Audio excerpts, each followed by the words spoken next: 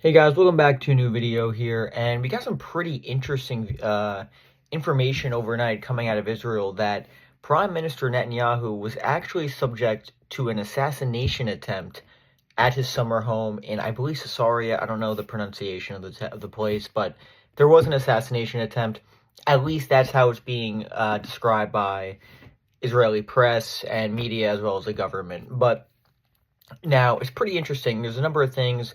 I was considering not even doing a video on this just because, I mean, it wasn't that big of an attempt. I mean, there's some footage from the scene, actually. It looks like there's minor damage to the residents, but my understanding is most of the time, I mean, there's been stories before of Netanyahu's house being targeted. There's been images released by Hezbollah and other factions of the prime minister's residence, as well as just his location where he's been. Now, the fact that the difference here is I believe the drone did impact at his residence, and there was some minor damage, but it didn't seem as though Netanyahu's life was ever in danger. I mean, I believe no one was even home. His family was not there. So, I mean, it doesn't seem as though the event was very organized, per se. I mean, and the drone attack was perpetrated by Hezbollah. But now the interesting thing about this is they've said Iran is behind this. Israel said Iran is behind this. That's interesting for a number of reasons. Well, first of all, to be clear, there's no evidence that Iran was behind this based on the current evidence. There's no evidence at all.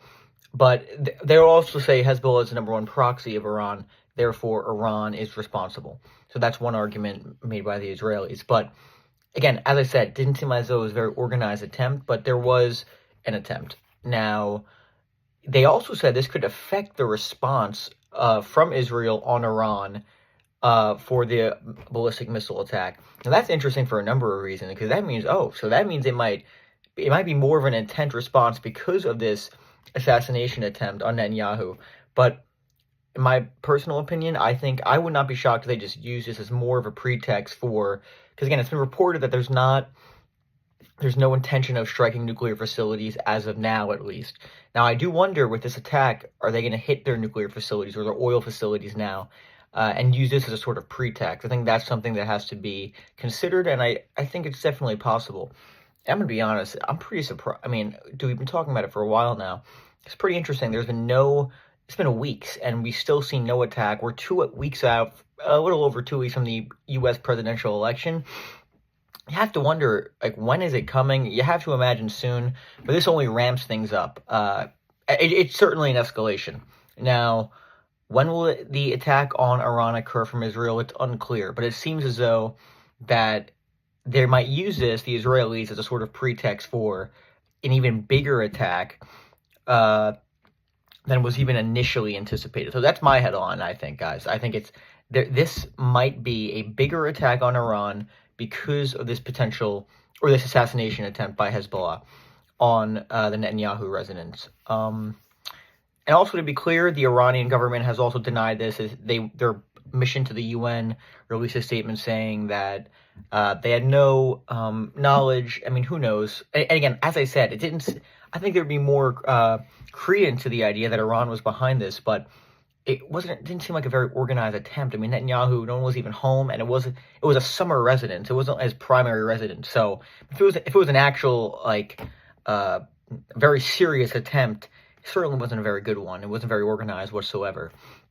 But regardless, they're not going to take kindly to this, and I just think it's a pretext. And maybe they intended to strike their nuclear facilities or their oil facilities anyway, but this is just another pretext that they'll use in anticipation of an attack. But I don't know when the attack is going to happen, guys, but I would say it's definitely going to happen, but it's pretty wild how it's been almost 3 weeks. I mean, it's quite amazing. And yeah, the foreign minister of Iran, by the way, traveling all across the Middle East, meeting with his counterparts in Egypt, the Saudis, basically trying to limit an Israeli strike or prevent it altogether.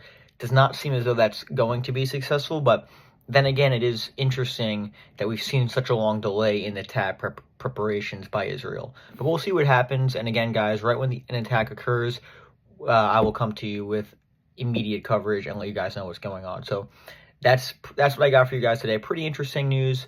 I mean, again, the attempt was unsuccessful, of course, but any new information that comes out about that, I will let you guys know. And please leave a like and subscribe, and we'll have some more election coverage in the run-up to the election. And we'll have a couple videos coming out pretty soon over the next few days as well on domestic policy. But yeah, guys, I hope you enjoyed this, and I'll see you guys in a few days.